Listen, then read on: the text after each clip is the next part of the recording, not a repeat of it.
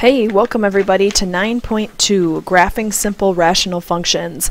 So in this section we're going to continue talking about a rational function, and a rational number is a number that can be written in fraction form.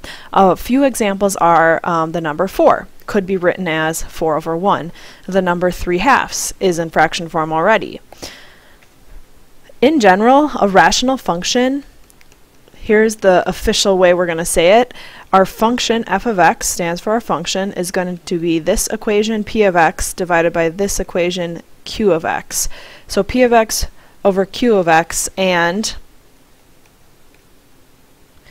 where p of x and q of x are polynomials, so it's got numbers, variables, and symbols with plus and minus signs in between.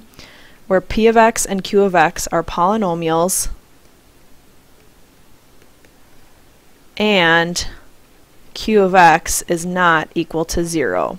And then, so p of x and q of x are polynomials, and q of x is not equal to 0, because you can't have 0 on bottom of a fraction. So I want to tell you that today it's called simple because p of x and q of x are both linear. So both of the polynomials we're going to be using in today's graphs are linear, and then in section 9.3 we're going to do some rational function graphs where they're not linear. You know what, I wrote both polynomials, but I meant to write both linear. So both the top and bottom are going to be linear things. Alright, so this one doesn't necessarily have it kind of has a parent function depending on the format. I'm going to give you a graph, and we're going to do a lot more points than you normally would, just so you can see the general idea of what this would be like. So I made a table of values here, and we're going to create this graph. So everywhere every single one of these I'm going to plug in that value for x, and then I'm going to convert it to decimal form because that is going to be easier for our purposes right here. So I got negative 0.25, and this part I am expecting you understand what I'm doing, so I'm going to do this a little quickly. But when x is negative 3, it's negative 0.33. 1 divided by negative 2 is negative 0.5. 1 divided by negative 1 is negative 1.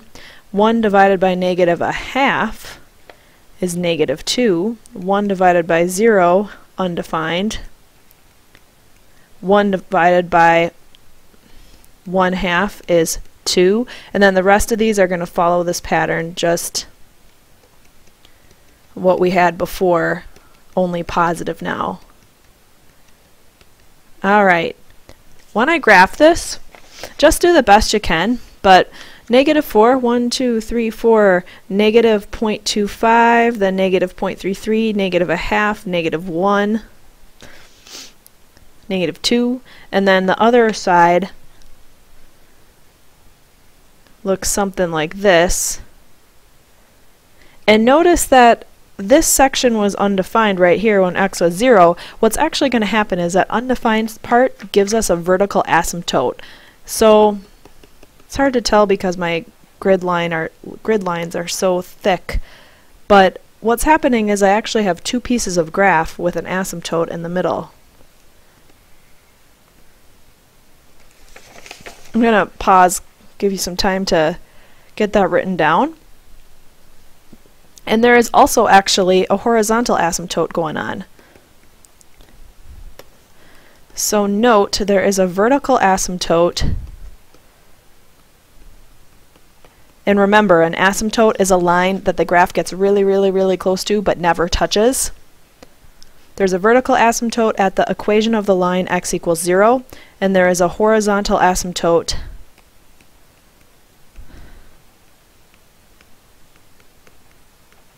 at the equation of the line y equals 0.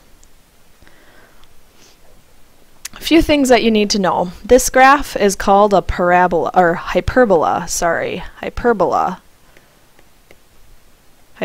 graph, and each one of these little sides we're going to call a branch. So each section is called a branch. A few other things you need to know. These points are exactly mirrored across from each other, and it will be like that every time. though the numbers might not be the same. It'll always have the mirror look, but the numbers might not be the same because we're going to shift this graph up, down, left, right. And I'll say more in just a little bit. And then let's talk about domain and range. So domain, remember, that is all of the x values that could be used in this graph. And notice that if I made the world's largest graph, actually all the x values are going to be used except 0. So I'm going to say all reals except x equals 0. And for the range, which is the y values, it's very similar. If I made the world's largest graph, all the y's are covered except for at the 0 part. So all reals except y equals 0. All right, all of our graphs are going to look very similar to this. When they give you the equations for the lines, there's two different formats they might give to you. So if you look below, the next part I have is two different equations, format 1, format 2. We're going to do 2 of format 1 and then come back and do format 2. So here's what you need to know about format 1. The horizontal asymptote for format 1, the horizontal asymptote is at y equals k. Y equals k, and the vertical asymptote is at x equals h, but h is actually the opposite of what you see. Just like we've done so many times with h and k, same rules apply, opposite of what you see for h. And I'll explain what I mean with example A. So let's say I'm going to graph A. Now the reason I'm telling you this is for the first part, I did a whole bunch of points. We're not going to make you do a whole bunch of points. So what we're going to do when we graph, we're going to plot our two asymptotes, and then we're going to find two ordered pairs on either side of the asymptotes, and then we'll create our graph. Let me show you what I mean. So first of all, I want to plot my asymptotes. That's going to always be your first step when you're graphing these hyperbolas today. So I'm going to identify my asymptotes using what I just said. Okay, so the k value is the horizontal asymptote, and that is at -1. Notice that it's essentially like the asymptote got moved down 1, just like how a k normally moves things up or down. It moved my regular asymptote down 1. And then when I said the opposite of what you see, that means I want a -3 right there. So that actually moved it left 3 units. And when I say it, I meant it moved the vertical asymptote left 3 units. Now we need to know that our graph is going to look similar to what we just did. Random fact, this has a negative in front, so instead of it being here and here, it's going to be here and here. That's a fact you don't have to have memorized because it'll work out that way when I create my ordered pairs. And then here's what we're going to do. I want 2 x's that are to the left of my vertical asymptote and 2 x's that are to the right of my vertical asymptote, and that's what my 2 ordered pairs are going to be. So to the left of my vertical asymptote would be -4 and -5, and you wouldn't have to pick exactly those 2 points, but they're the smallest numbers I can find that are right next to the asymptote, so mine as well. I'm going to take my equation and I am going to plug in -4. And I just did that right from up here. So -4 plus 3 is -1. So that is -2 divided by -1 minus 1. That's 2 minus 1, which is 1. I didn't really give you a lot of space to write here, obviously. Alright, and next, -5 plus 3 is -2. So that would be 1 minus 1, so that would be 0. Okay, so my 2 points are -4, 1, 2, 3, 4, comma 1, and -5, comma 0. So the first part of my hyperbola looks like this. Now, we know because it mirrors, these are just going to go right down here, but let's find the specific points anyways. So my 2 x values to the right of my asymptote would be at x is -2 and x is -1. And again, I wouldn't have to use those 2 specifically, just pick 2 that are to the right of it. All right. So here I go. I'm filling this in. So now I have negative 2 over negative 2 plus 3 is 1. So that's negative 1 minus 1. Okay, so negative 2 is my first point. I'm going and plugging in what I need to for the next one. Negative 2 over 2 is negative 1. And I obviously did something wrong. Yes, this is negative 2 minus 1, which would be negative 3. So negative 2, negative 3, and negative 1, negative 2. Watch that. I made a mistake originally with that number, so I changed it. Alright, there I am. And last but not least, we're going to find the domain and range. Now for you people who are really step-by-step people, let me write this down. Step 1, we plotted the asymptotes. Step 2, you want to find two ordered pairs on each side of the vertical asymptote. Two ordered pairs on each side of the vertical asymptote. Alright, last but not least, let's go ahead and say our domain and range. So, domain is always the x's, and so this time our asymptote has moved left 3 units, so this time our domain is all reals except x equals negative 3, and my range has moved down 1, so all reals except where the asymptote is, which is at negative 1. Alright, make sure you pause the video and write down questions you might have, because first time through that might seem a little confusing to you. We are going to flip over the sheet.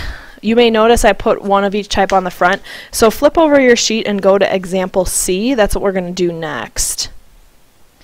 Alright, looking at example C, horizontal asymptote is at y equals k, so y equals 3. Vertical asymptote is at x equals the opposite of h, so x equals 4. Step 1, plot your asymptotes. Here I go, there is my line, y equals 3. 1, 2, 3, 4. Here is my line, x equals 4. So step 1, plot your asymptotes. Step 2, I want to pick 2 points on either side of my vertical asymptote. So check this out. My vertical asymptote's at 4, so let's say we pick 2 and 3 maybe. And then I'll pick 5 and 6. So 2 that are to the left of it, 2 that are to the right of it. And I'm going to take these, plug them in for y, and solve it.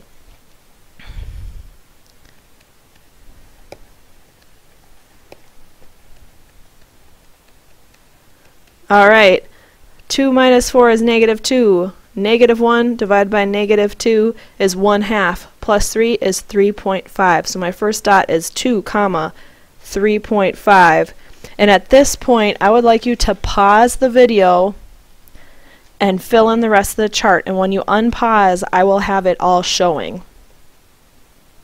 Alright, here's what I've got. Well, here's what I got. I got when x was 3, y was 4. When x was 5, y was 2, and when x was 6, y was 2.5. Now if you got any of those wrong, most common mistake I see is people forget to do that bottom part first before using the negative 1. So that could have been your mistake. Here's what my graph looks like.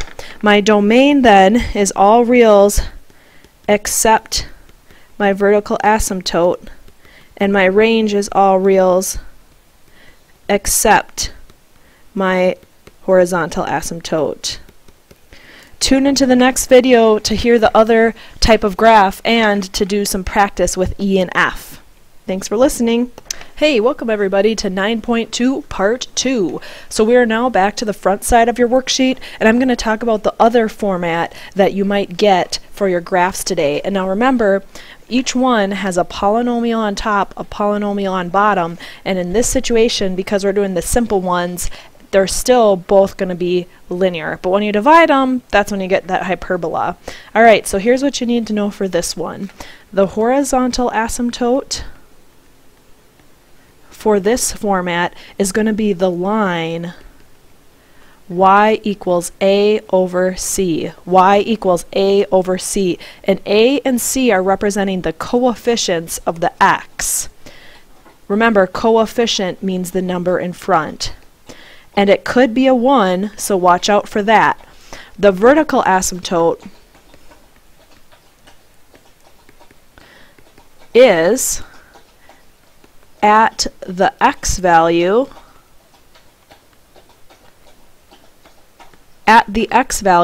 which makes the denominator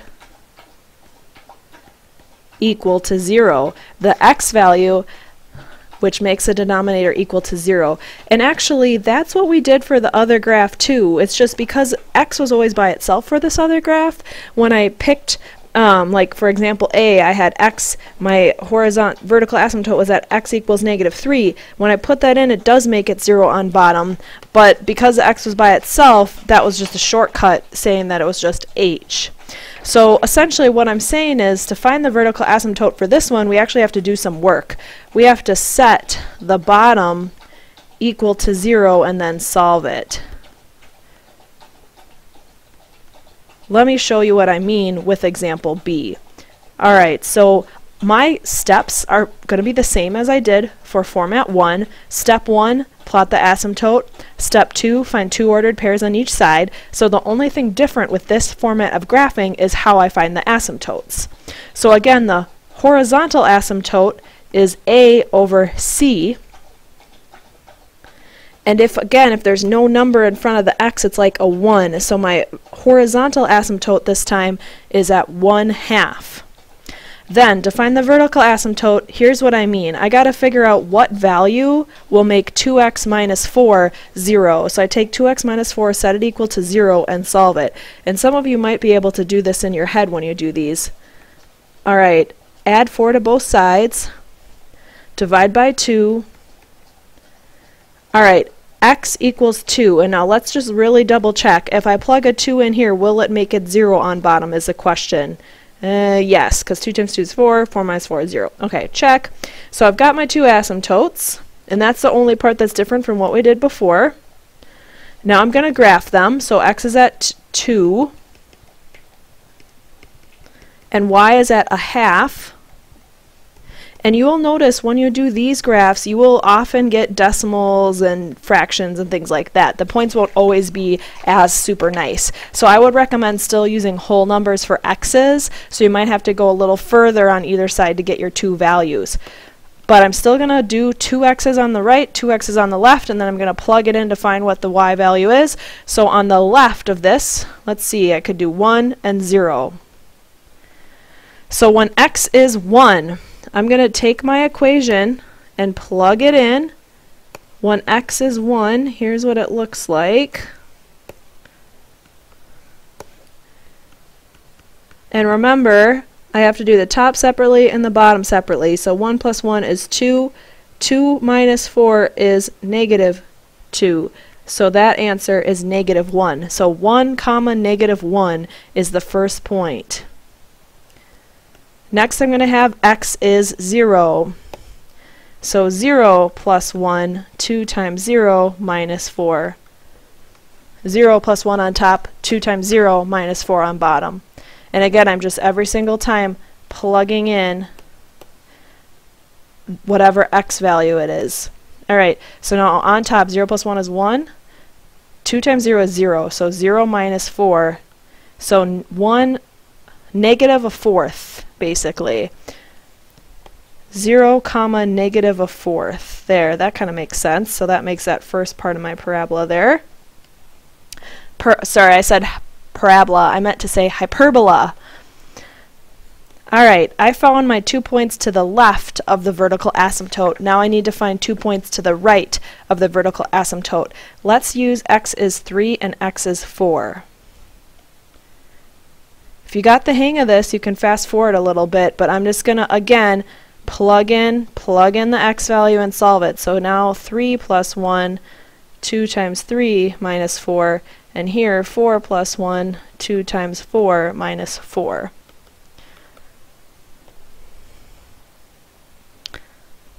I'm going to go ahead and do the top and bottom separately. 3 plus 1 is 4. 2 times 3 is 6. 6 minus 4 is 2. So it's going to be 3 comma 2. And then for my last point, 4 plus 1 is 5. 2 times 4 is 8. So 8 minus 4 is 4. So 5/4. All right. 3 comma 2 and 4 comma 5/4. That's about 1.25. That makes sense. That looks like a nice mirror. You can kind of dummy check yourself by making sure that the graph looks like it's reflected across there. And last but not least, I'm going to find my domain and range. So, domain and range, same rules apply. It's going to be all reals except where the asymptotes are. So, for my x's, all reals except my asymptote is at 2. For the y's, all reals except y is at 1/2. Pause if you need to get that written down, but when you're done, flip it over and we're going to do example D.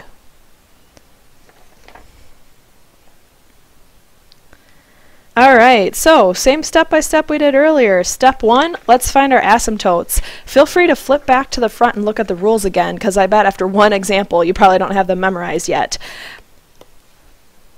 Hopefully you looked and you saw, okay, for the horizontal asymptote, I want A divided by C. So just the two coefficients.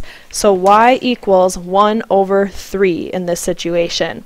So my horizontal asymptote is at 1/3. Just, again, do the best you can to graph that.